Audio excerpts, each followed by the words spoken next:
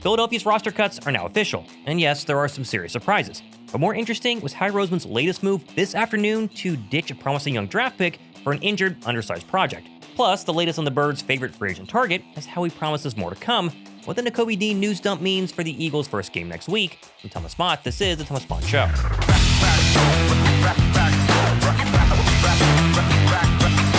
Cut day in Philadelphia has come and gone. The Birds front office officially axed 37 players from their training camp roster and have now begun the process of signing 16 of those back to the practice squad, which of course I'll go through in just a second. But all in all, Philadelphia's cuts featured a lot of expected players, but a few very important key surprises. And speaking of surprises, well, my wife and I have a very exciting announcement to finally make official here. We are expecting our first daughter, our first kid overall, but our first daughter in November. November 7th is the due date. It's right around the Eagles and Packers game, so we'll see how much sleep I have during live streams and stuff like that, but we're super excited to go ahead and announce this. My wife reads all the comments on this video, and she is through the moon to be having a little baby girl, so drop a like and a comment down below. She's going to read them all and just love all the love you guys are going to share with us. So we're very excited, nervous to be a first-time dad, but super pumped to go ahead and join the girl dad crew. Now, back to the Eagles, and before I look at cuts, arguably the bigger news that dropped late yesterday afternoon was this photo posted by Nakobe Dean on his Instagram with the caption, "See y'all week 5," confirming that the Birds star linebacker from 2024 will start the season on the physically unable to perform list. Guaranteeing the earliest Dean can return to the actual field is the October 5th, 1 p.m. home kickoff versus the Denver Broncos. And honestly, this is the right move, and I guess an expected move, although I talked to Nakobe Dean this summer, he was really trying to be ready to go for week 1, but when you actually look at the details of his injury, it makes more sense to play it safe. Dean has been working nonstop since the playoff knee injury, which was less than 7 months ago, and while he's likely as close as 90% healthy right now, the fact that the former UJ linebacker is entering a contract year was the deciding factor in making sure he could wait as long as possible for a return to avoid any sort of re-injury. Actually, though, this all but guarantees that Jihaad Campbell will start week 1 and have at least a 4-week runway to secure that starting job for the rest of the season. Really, an opportunity of a lifetime for a first-round rookie drafted into what is now a very deep linebacker room in Philadelphia. And I, for one, am pumped for Nakobe Dean to come back because, you forget, he was excellent last season, but I also really want to see Jihaad Campbell, kind of selfishly, what he can do the first 4 weeks of the season. Tough schedule, tough offenses he's going to face. Hopefully he's ready for the task, but Jihaad Campbell, he's won the starting linebacker job, and that's pretty big news. Moving over to roster cuts, and officially, here's the full list, so take a good look, memorize all 37 here, because naturally there will be a test at the end, but honestly, this is what I expected with just a few surprises. For instance, surprise number 1, kind of, was the cutting of Ainias Smith, who by all reports had a very impressive training camp in year 2 out of A&M, but he was drafted to be A, a return specialist, and B, a Swiss Army knife kind of weapon on the inside. Philadelphia could go ahead and move around here and there and run jet sweeps and do all sorts of fun stuff with. Problem though, the combination of injuries, especially that rookie season, the fact that there were better receivers ahead of him made the wide receiver room way too crowded to fit number 82. And now, as I'm filming this a couple of minutes ago, Ainias Smith, he's gone. The Carolina Panthers have signed him to their practice squad, meaning Smith's time in Philadelphia is now officially over. Likewise, another interesting cut that might surprise some fans was cornerback Eli Ricks, who just, 2 years ago was the UDFA preseason darling out of Alabama, but sadly never lived up to those high expectations and failed to make waves this year during camp. And the past month was really Eli Ricks' best chance to make the Eagles' starting 53-man roster because, as we've chronicled a lot on this channel, the cornerback job, the second cornerback job, was wide open. If Eli Ricks would have played well, he would have won that job, and he simply couldn't even get to number 3 on the depth chart ahead of Kelee Ringo. So, Eli Ricks, wish him the best of luck. I don't know if they bring him back on the practice squad or not, but someone is going to have to go ahead and sign him and give him one more shot because he does have the ability. He has flashed at times. He just couldn't make it work in Philadelphia 3 years in. Also, huge thanks to Rocket Money for sponsoring today's video. A few days ago, I checked my bank account and realized I was still paying for a subscription that I thought I had canceled months ago. Basically, I was wasting money every single month and didn't realize it until I started using Rocket Money. Rocket Money is an all-in-one personal finance app that helps you cancel subscriptions, lower bills, and manage your money better all in one place. Once you simply connect your bank account, Rocket Money identifies all of your subscriptions in a single list. From there, you can simply pick the ones you don't want anymore, and Rocket Money may also be able to help you cancel with just a couple of taps. Plus, I also love that it can track all of my spending and send me alerts about all of my upcoming charges, so I can stay on top of my budget month after month. Rocket Money also has this savings goal feature that analyzes all of your accounts and helps you automatically put money aside to hit your financial goals faster. So if you're like me and want to save more while also spending less, then join the over 5 million members using Rocket Money today. Get started by going to rocketmoney.com/Thomas Mott, or simply down below me, click the link in my description box. Easiest way to do it. Get started and try Rocket Money for free today. Now, the only other surprise cuts for me were both edge rushers in preseason Hall of Famer Patrick Johnson and rookie Antwan Powell-Ryland. Not massive shocks here. I kind of expected this, but two players that were very much on the roster bubble. Still, though, with roster bubble players getting cut, that means there were roster bubble players who actually made the roster, and there were a couple that I'm pretty surprised about and obviously super excited as well. And the first of which, come on, we all can say it in unison. How about UDFA and preseason superstar Darius Cooper officially making the final 53-man roster? A player who had no Senior Bowl invite, no NFL Combine invite, obviously wasn't drafted, and is still the 5th best receiver on a very deep receiving core in Philadelphia. Honestly, I'm so darn happy for DC, but I'm even more excited to see him actually get some real game time action. There's a chance, however small it is, but there technically is a chance he could potentially blossom into something special. We'll see how many touches he gets during the regular season. That remains to be seen. But come on, drop a like down below for the feel-good story of training camp. Darius Cooper is a Philadelphia Eagle. One thing I think about him is he has this ability. Not everybody has an ability to win one-on-one. And I think he's shown that through camp, that he has tools in his body to be able to win one. He's big, he's strong, he's quick. My take on receivers always, is the best guys are have good body quickness and good play strength, and he has those things. Now, and the other thing I think he's tough, right? Because we know, we're gonna try to get the ball to AJ, we're gonna try to get the ball to Devontae, we're gonna try to get the ball to Dallas, we're gonna try to get the ball to Saquon in the passing game, and so some guys have to come up a different way, right? They have to come up with, doing some of the dirty work. And I think that, this guy is a really strong football player who can do some of the dirty work stuff for us, as far as our blocking, as far as special teams, as far as, he's got good speed to be able to clear things out. And really, when you have a guy like that, there's opportunities for him as well in the pass game that mesh off of some of those things. The other surprise player to make the roster was actually Ogbo Okoronkwo. You remember Philadelphia went ahead and acquired him this offseason. This veteran edge rusher, very quiet in terms of news during preseason and training camp.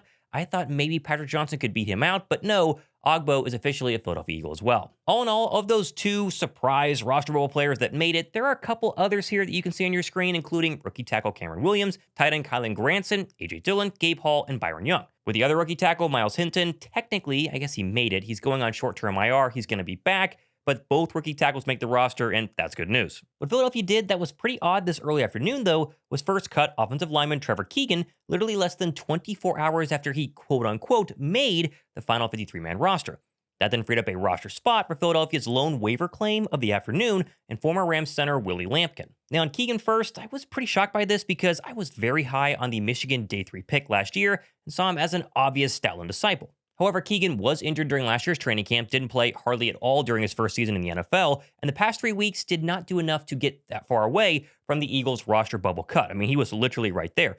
So Howie Roseman keeps him on the roster, then realizes that Willie Lampkin is going to be available as a waiver claim, gets rid of Keegan to go ahead and free up the spot for the Birds' new center. And as far as that new center goes, his whole issue has been he's 5'11" and 270 pounds, very undersized.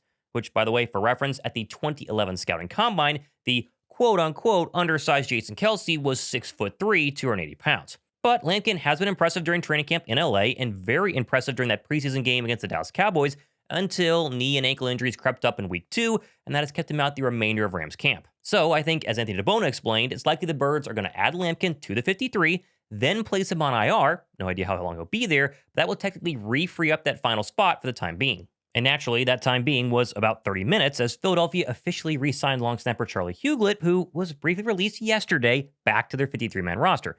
So with the roster now set, again for now, with Howie you never know, we can officially turn our attention to the just announced practice squad, which as of filming at 2:39 p.m. this afternoon, has 14 of the possible 16 spots confirmed. And as you see here, no real surprises, all are Eagle players from training camp the past couple of weeks, including bigger names like Elijah Cooks, Patrick Johnson, Terrace Marshall Jr., Kyle McCord, Antwan Powell-Ryland, Eli Ricks, and Andre Sam. Which all makes sense. I mean, Philadelphia likes a lot of these players. Elijah Cooks, for example, was someone they were very, very high on. Beginning of training camp, he gets hurt, Now comes back as a practice squad guy, gets elevated at some point during the season, you never know. It is interesting that only 14 official practice squad members as of right now. They have 2 more slots. I think one of those could be Tristan McCollum, who was cut a couple of hours ago. I expect them to bring him back unless he signs somewhere else. Still leaves one other spot available, so again, when you have the front office Philadelphia has, you really never know if they're done making moves or if they're just keeping a little extra space for one more. As during his press conference yesterday, the Bears GM technically agreed and said they're going to continue to improve the team even into the season, as September, just a couple of days away, and games are almost here. I would say we're not done here. We're not done. We'll see what happens in the next 24 hours. I think I said this the last time we spoke. We got a lot of picks here, and we're happy to use those picks in the draft. But I think for us, the early part of the season, September, we got to see what we have, and if we need something, I'll do whatever I can to help this football team and be aggressive, and Jeffrey gives me that opportunity to do that. And so, I don't think that we're done. I don't think this is necessarily, this is a work in progress. Not giving me the keys quite yet. Yeah, not yet. No, he's going to drive. He's going to drive, but we're going to continue sitting together. But I think that's where we got to be. And I would say this, obviously last year was a great year, and throughout the year we're trying to improve the team, and I think that even after the trade deadline, you're sitting there and you're going, hey, is there anything else we can do?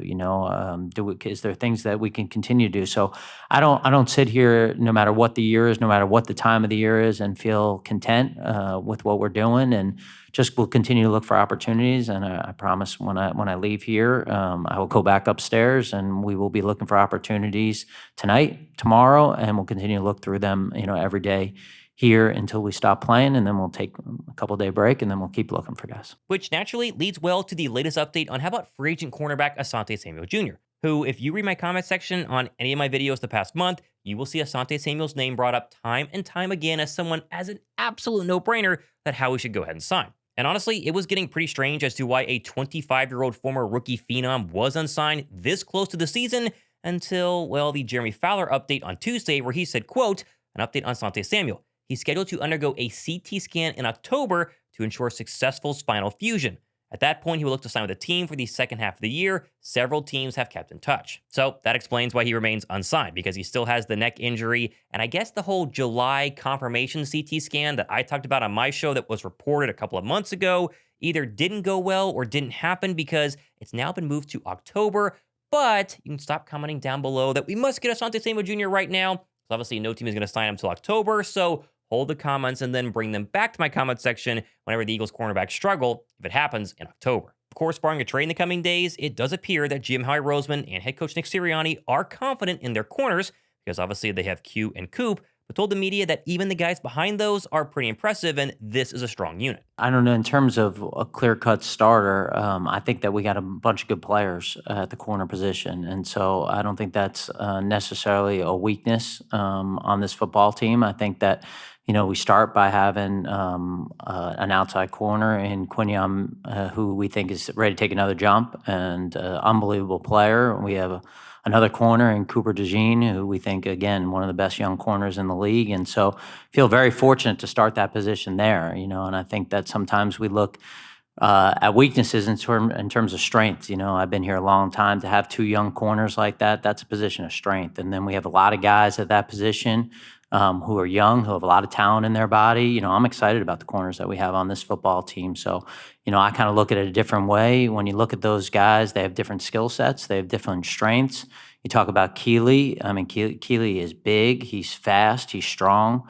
Keeley has shown that he's one of the best special teams players in this league, which I think is a huge thing for our football team. So I probably take it a little bit differently about that position. I think that that's a position that we have strength in numbers there, and I'm looking forward to seeing those guys play against Dallas. Staying with Howie's thoughts, though, on the other recent Eagle events that have happened, and I found this take on the Sam Howell trade somewhat interesting here, because mainly he said he would still have done the trade regardless of Tanner McKee's thumb injury. We would have made the trade for Sam Howell regardless of any situation with our first 2 quarterbacks. We just thought it was an opportunity to improve in the short term quarterback position, which is obviously a hugely important position. And just for us, having those 3 guys again as we start the season, the opportunity to have those guys with the experience that they have in that room, just we felt like it was in the best interest of the team for this season. Maybe Howie knows that someone is eventually going to offer the sun and moon for Tanner McKee, so he was just ensuring a quality backup. I don't know,